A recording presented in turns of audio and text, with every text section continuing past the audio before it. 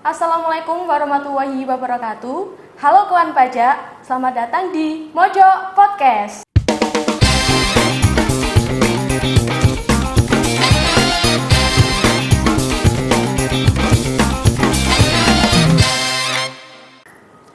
Untuk podcast kali ini ditemani oleh kami, mahasiswa magang dari STIE PGRI Dewantara Jombang. Dengan saya, Pikan Rosita Putri Prameswari. Saya Elo Musita Fahmadia. Dan saya Dinda Rafikasari. Apa sih Kak topik pada podcast kali ini? Nah, topik kita hari ini kita akan membahas di balik tabir kantor pajak. Serem atau seru nih? Seru dong ya. Bisa dijelaskan sedikit nggak Kak tentang podcast di balik tabir kantor pajak ini membahas apa saja? Oke, gini nih Kak maksudnya. Di balik tabir kantor pajak, maksudnya adalah suatu pandangan dalam kehidupan dalam perpajakan. Misalnya, tantangan yang dihadapi oleh wajib pajak, dinamika interaksi dengan wajib pajak, dan prosedur internal yang mendukung proses perpajakan. Oh gitu ya Kak, pasti seru kan ya? Seru banget dong. Nggak perlu lama-lama lagi, langsung saja kita panggil orang pajak yang asli, alias pegawai kantor pajak dari KPP Pratama Mojokerto, Bapak Abda Alif Yafi.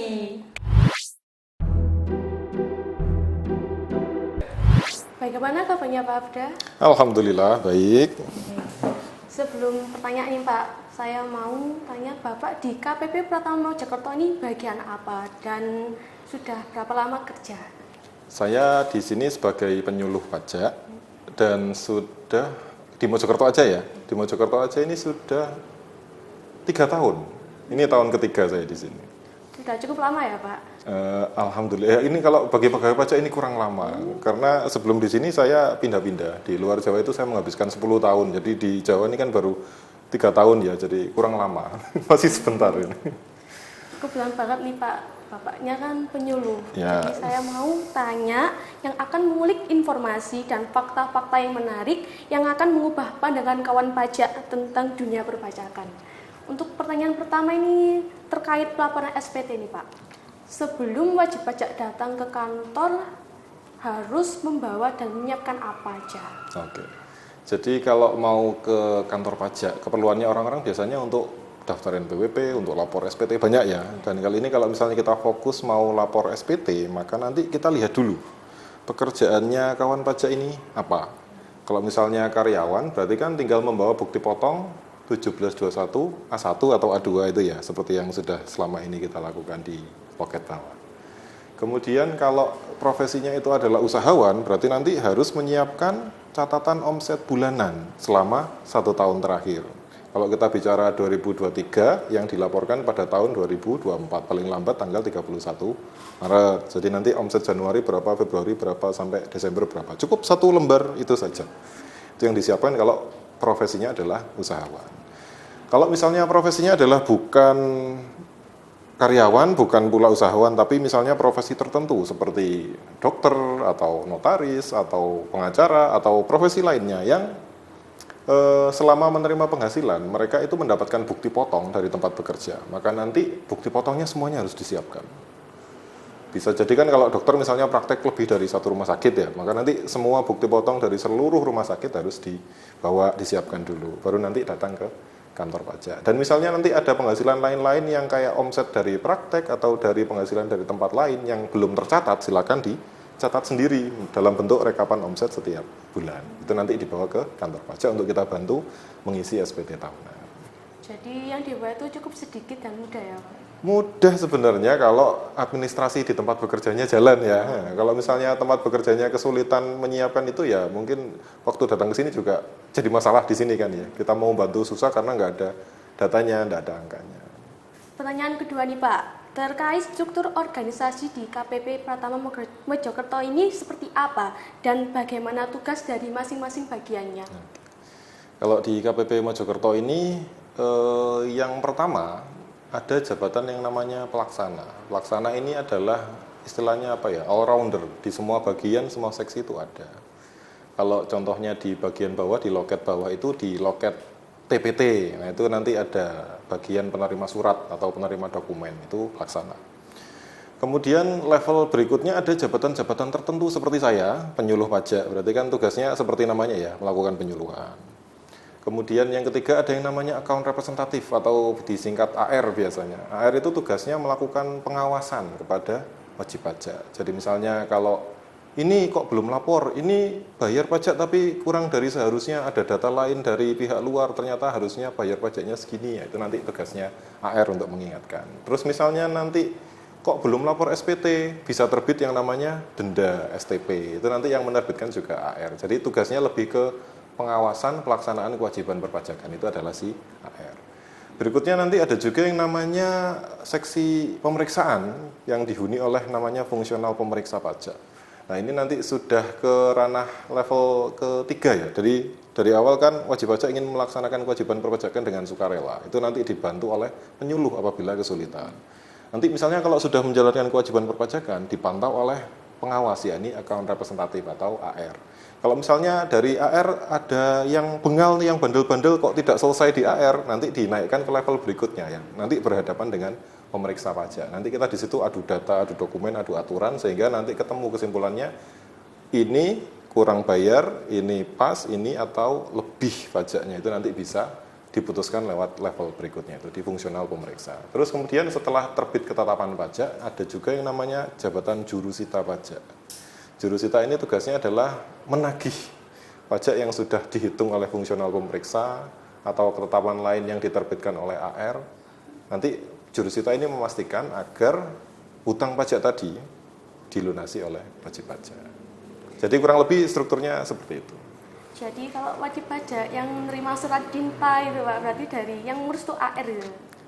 Belum tentu. Jadi surat ini ada banyak macamnya ya. Ada surat teguran, belum ada surat himbauan untuk lapor SPT, ada surat apa istilahnya konfirmasi data, itu nanti dari AR. Ada juga surat panggilan pemeriksaan bisa jadi. Ada juga surat pemberitahuan surat paksa atau surat sita itu juga ada. Jadi tergantung judul suratnya. Jadi misalnya kawan pajak mendapatkan surat dari kantor pajak, jangan panik dulu, dibaca dulu judulnya, lalu diputuskan ini saya perlu datang ke KPP atau tidak. Karena kadang surat itu bunyinya cuma surat himbauan lapor SPT, ternyata sudah lapor, berarti kan tidak perlu ke sini. Jadi dilihat dulu suratnya itu apa. Oke nih Pak, kita tiba di sesi 2. Kalau tadi kan Pinkan tanya tentang seputar keperluan melapor SPT sama apa saja struktur yang ada di kantor pajak. Kalau saya nih mau tanya tentang tantangan dan permasalahan yang biasanya Bapak hadapi ketika berhadapan dengan wajib pajak dan bagaimana sih cara mengatasinya? Oke, jadi kalau sebagai penyuluh pajak, tantangan yang saya hadapi itu adalah kadang ini, perasaan takut atau waspada dari wajib pajak dulu, yang apa istilahnya? Sebelum datang ke sini itu sudah bawa pikiran negatif dulu ya. Kadang kan orang usaha misalnya mau ngurus izin, kemudian waktu ngurus izin ada permintaan agar mencantumkan NPWP. Berarti kan dia nanti apakah sudah punya NPWP atau belum, kan harus datang ke kantor pajak nih. Nanti mereka sudah mikir dulu, nanti jangan-jangan saya disuruh bayar pajak sekian.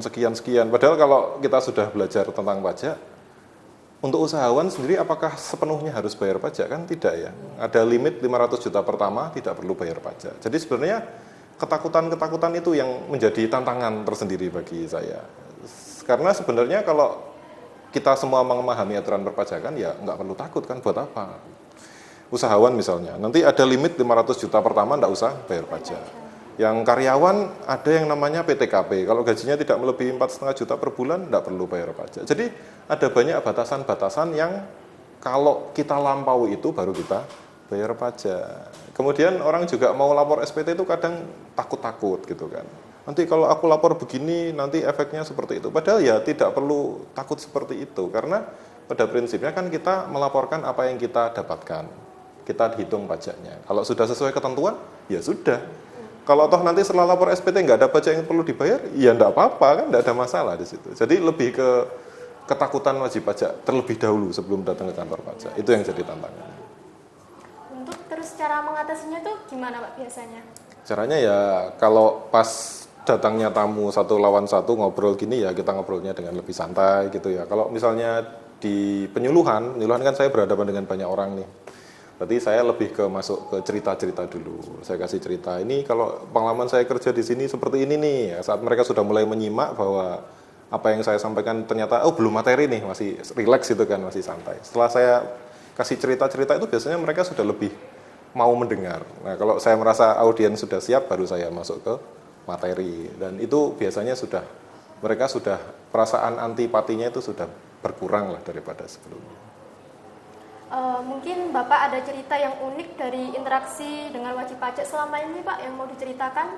Kalau yang unik itu ya mungkin waktu ketemu profesi yang aneh-aneh begitu ya. Kadang kan di luar dugaan kita mikirnya orang kalau bayar pajak, lapor pajak itu ya paling karyawan, kalau nggak gitu kan PNS, TNI, Polri gitu-gitu ya.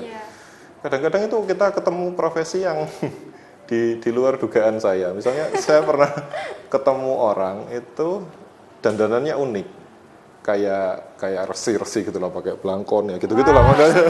Jadi dia itu profesinya apa Pak? Saya ini jual ini Pak, jual pusaka. Pusaka apa lagi ini? Ternyata dia jualan kayak senjata-senjata begitu loh, keris ya, terus peninggalan yang klasik-klasiknya gitu-gitu lah, saya nggak paham. Katanya ya ini bisa menghasilkan ya, kalau bisa laku orangnya yang pas ya kadang dapat banyak Pak dari sini, kadang bisa puluhan juta, bisa ratusan juta. Jadi ternyata profesi yang nggak pernah kita pikirkan bisa menghasilkan omset yang besar. Ya. Dan dari sisi pajak sih, dari sisi orang pajak saya melihatnya bodo amat profesinya, yang penting kalau sesuai ketentuan ada pajaknya dibayar lah ya, itu nggak masalah. Halo Pak Abda, tiba di sesi terakhir nih ya. Yang ingin saya tanyakan itu terkait dengan isu terkini dan kebijakan perpajakan. Jadi pertanyaan pertama adalah, informasi terbaru apa mengenai perubahan peraturan perpajakan dan apa dampaknya bagi wajib pajak? Oke. Kalau bicara aturan terbaru mungkin yang nggak bisa dibilang baru juga ya, kayak tadi yang PP nomor 55 tahun 2022 itu mengatur bahwa untuk usahawan yang tadi sudah kita bahas di pertanyaan sebelumnya ya, limitnya untuk 500 juta pertama tidak perlu bayar pajak. Ini ya nggak baru juga ya, karena sejak 2022 yang lalu, berlaku mulai Januari 2022 sampai dengan hari ini. Jadi misalnya kawan pajak sekalian usahanya baru mulai, masih dirintis. Namanya merintis usaha kan nggak mungkin langsung besar ya. Dan pemerintah rasanya juga nggak akan fair kalau misalnya langsung dari awal digenjot langsung bayar pajak gitu kan, agak kurang fair ya, kurang adil bagi masyarakat. Jadi dirumuskan aturan tadi, PP nomor 55 tahun 2022 ya. Di situ diatur bahwa untuk 500 juta pertama selama 7 tahun sejak terdaftar NPWP-nya, wajib pajak itu boleh memanfaatkan tarif yang pertama 0,5% dari omset. Dengan syarat setelah melebihi angka 500 juta. Jadi ini kan saya rasa cukup membantu ya bagi masyarakat ya. Bagi yang baru merintis usaha, omsetnya masih ada nggak ada, masih kembang kempis, nggak perlu bayar pajak karena omsetnya masih di bawah 500, masih dibebaskan. Kemudian kebijakan berikutnya adalah terkait ini, PTKP tidak ada yang berubah, cuma ada penambahan limit. Jadi kalau dulu kan penghasilan kotor dikurangi PTKP, sisanya berapa? 50 juta pertama kena 5%. Kalau yang sekarang ini dinaikkan limitnya jadi 60 juta pertama yang kena 5%. Jadi untuk usahawan diberi limit 500 juta. Untuk yang karyawan diberi limit PTKP, setelah itu nanti lapisan 60 juta pertama kena tarif 5%. Jadi ada relaksasi bagi para wajib pajak. Relaksasi harapannya kan karena yang harusnya digunakan untuk bayar pajak nggak lagi buat bayar pajak, tapi bisa diputar untuk mengembangkan usahanya wajib pajak. Jadi harapan kita kebijakan itu memberikan dampak yang positif bagi masyarakat.